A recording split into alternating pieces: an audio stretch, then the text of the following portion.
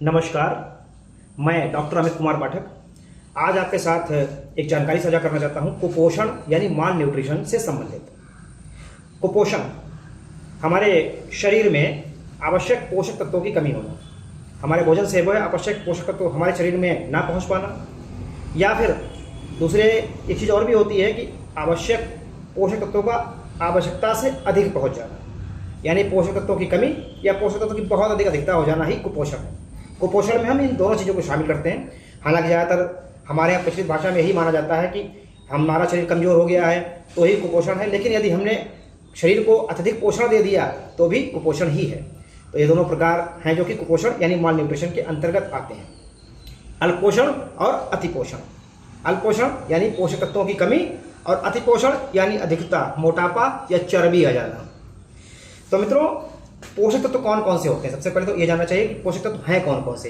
देखिए, प्रमुख रूप से पोषक तत्वों में हमारे यहाँ कार्बोहाइड्रेट, प्रोटीन, वसा, विटामिन्स और खनिज लवण, ये सभी पोषक तत्वों के अंतर्गत आते हैं। और इन सभी की आवश्यक मात्रा यदि हम संतुलित और अच्छा आहार करते हैं तो उसके द्वारा हमारे शरीर को प्राप्त हो जाती है और हमारा शरीर अपना संतुलन बनाए रखता है। सबसे पहले हमको ये जानना चाहिए कि आखिर कौन से लक्षण हैं जो कि हमारे शरीर में प्रकट होंगे यदि हम कुपोषण के शिकार हैं, क्योंकि जब हम लक्षणों को जानेंगे तभी तो पहचान पाएंगे। तो देखिए, प्रमुख रूप से शारीरिक शिथिलता, यानी यदि कुपोषण का शिकार कोई भी है तो उसमें शारीरिक रूप से शिथिलता आ जाएगी, वह सुस्त सा रहेगा। दुर्बलता, बहुत दुबला पतला मालूम पड़ेगा, कमजोर मालूम पड़ेगा, भार कम हो जाएगा, उसका वजन एकदम से ही कम होने लगेगा, या मालूम पड़ेगा कि आंखें धसी हुई जा रही हैं, शरीर पीलापन सा मालूम पड़ेगा, शरीर में शुष्क सा शरीर मालूम पड़ेगा, रूखा रूखा सा। और एक चीज़ और आप देखते होंगे कि बहुत लोगों के चेहरे पर एक चमक सी होती है जिसको हम ओज कहते हैं या कांति कहते हैं, तो उनका चेहरा निस्तेज सा मालूम पड़ेगा, यानी मालूम पड़ेगा कि उनके शरीर पर कोई चमक ही नहीं है। इसके अलावा मानसिक रूप से भी कुछ दिक्कतें होती हैं, जैसे कि चिड़चिड़ापन। यदि बच्चा है तो उसका पढ़ने में मन नहीं लगेगा। इसके अलावा एकाग्रता की कमी हो जाएगी, उसका किसी भी पढ़ाई लिखाई किसी काम में मन ही नहीं लगेगा। नींद भी कम आ सकती है या फिर बहुत ज़्यादा भी नींद आ सकती है, सुस्ती की वजह से इतना ज़्यादा कि नींद आएगी कि दिन भर सोता ही रहेगा। ये सभी पे प्रमुख लक्षण हैं जो कि कुपोषण के कारण हमारे शरीर में या दूसरों के शरीर में जो कि कुपोषण के शिकार हैं पैदा हो सकते हैं। इन सभी लक्षणों को देख करके हम ये सभी जान सकते हैं कि ये कुपोषण का शिकार है। देखिए, कुपोषण किसी भी उम्र में हो सकता है, लेकिन प्रमुख रूप से मैं बच्चों की यहाँ पर बात करूंगा कि बच्चे जो कि 1 से 4 वर्ष तक के होते हैं उनमें ये कुपोषण ज़्यादा होने की संभावना रहती है, जिसको हम प्रोटीन कैलोरी कुपोषण कहते हैं। इस प्रोटीन कैलोरी कुपोषण में 2 तरीके के कुपोषण मुख्य रूप से होते हैं। नंबर 1, क्वाशरकोर। क्वाशरकोर में क्या होता है? क्वाशरकोर के लक्षण क्या है? क्वाशरकोर में होता है कि बच्चे को दस्त से आते हैं, इसको मत्सार बोलते हैं, बार बार टट्टियाँ जाएगा, माँ पिता परेशान हो जाते हैं। इसके अलावा वो इस अतिसारी दस्तों का इलाज भी बहुत कराते हैं, लेकिन उस इलाज से उनको आराम नहीं मिलता, क्योंकि उसके मर्ज का मेन कारण तो कुपोषण है। कुपोषण के दौरान उत्पन्न क्वाशरकोर नामक बीमारी है। शरीर उसका फूलता जाता है, थुलथुल सा, मोटापा नहीं, सो थुलथुल कहते हैं। एक मोटापा गठित सुगठित शरीर अलग होता है, लेकिन शरीर थुलथुल बेडाउल सा हो जाना, ये क्वाशरकोर का लक्षण है। बाल उसके सूखे सूखे से हो जाते हैं, छोटे छोटे से, मार सूखे सूखे, कहीं पर है कहीं पर रूखे हुए हैं। पीले काले धब्बे उसके पूरे शरीर में मालूम पड़ते हैं, कहीं पर कहीं पीला मालूम पड़ता है, कहीं पर बदरंगा से शरीर मालूम पड़ता है। ये सभी लक्षण हैं क्वाशरकोर नामक बीमारी की, जो कि कुपोषण के कारण होती है। अच्छा, इसके अलावा एक दूसरा इसकी जो बीमारी होती है उसको कहते हैं मेरेस्मस। मेरेस्मस, इसके लक्षण लगभग कुछ कुछ उल्टे ही लक्षण हो जाते हैं, जैसे कि सूखा रोग बोलते हैं। मेरेस्मस को हम हिंदी में सूखा रोग कहते हैं। आपने अक्सर देखा होगा कि बच्चे एकदम से सूख से गए हैं। प्रोटीन और कैलोरी, इसमें दोनों चीजें कम हो जाती है शरीर में से। इसमें बच्चा बहुत दुबला पतला हो जाता है, उसकी हड्डियां से चमकने लगती हैं, उसकी आंखें धस्सी जाती हैं, शरीर पर उसकी उम्र नहीं होती है लेकिन बुड्ढों की तरह झुर्रियां से उसके शरीर में मालूम पड़ती हैं, पतला तो हो ही जाता है। इस मेरेस्मस का जो प्रमुख सबसे कारण जानते हैं आप क्या होता है? इस मेरेस्मस यानी सूखा रोग होने का सबसे प्रमुख जो कारण होता है वो माता के दूध का बहुत अल्प समय तक मिलना या बिल्कुल ना मिलना। ये बहुत प्रमुख कारण है मेरेस्मस नामक इस सूखा रोग के होने का। तो ये दोनों जो प्रोटीन कैलोरी कुपोषण होता है उससे मुख्य रूप से क्वाशरकोर और मेरेस्मस, ये दोनों मर्ज होते हैं। अब मैं ये बताऊं आपको कि क्या कारण इनके प्रमुख हो सकते हैं। तो देखिए, बहुत माताएं क्या करती हैं, बच्चों को दूध अपने पास का पिलाती ही नहीं। उनको लगता है कि इससे हमारे सौंदर्य पर असर पड़ जाएगा, जबकि एक भ्रम ही है ये। इसके अलावा दूध में पानी मिलाने लगती हैं, दूध में पानी मिला करके उसको पतला कर देती है, दूध की जो असली चीज होती है वो सब खत्म हो जाती है।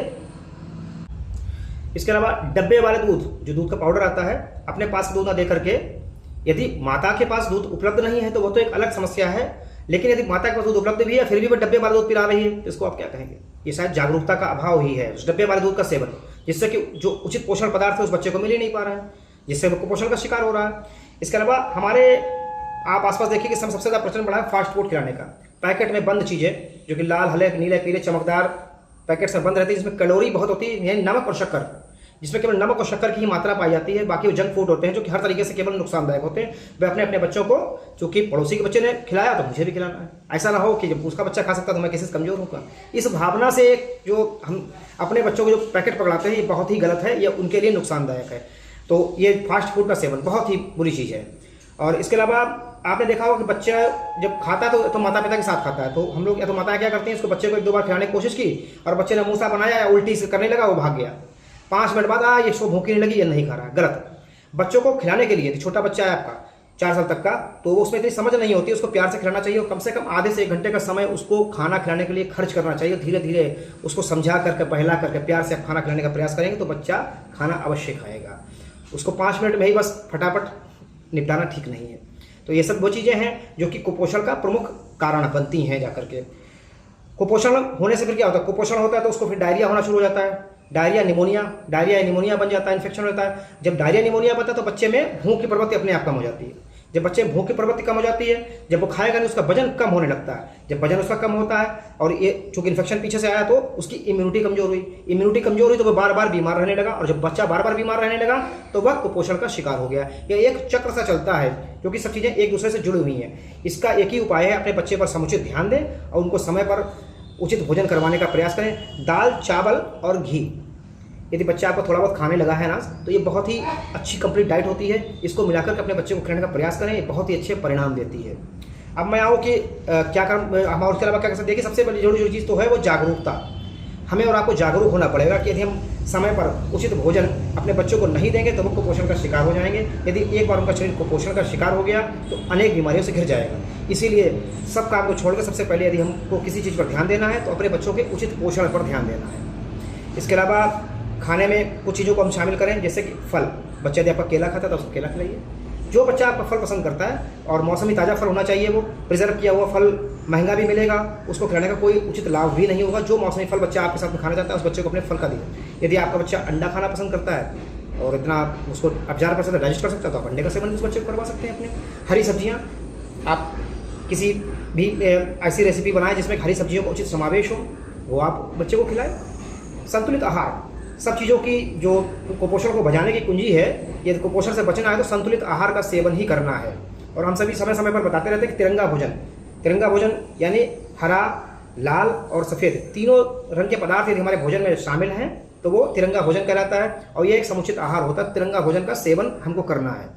और यदि किसी प्रकार की बीमारियां हैं तो उनका समय समय पर आपको उचित इलाज करना है। उस बीमारी को लापरवाही से एवॉइड नहीं करना है, क्योंकि बीमारी की वजह से अन्य समस्याओं के साथ साथ कुपोषण के भी आप शिकार हो सकते हैं।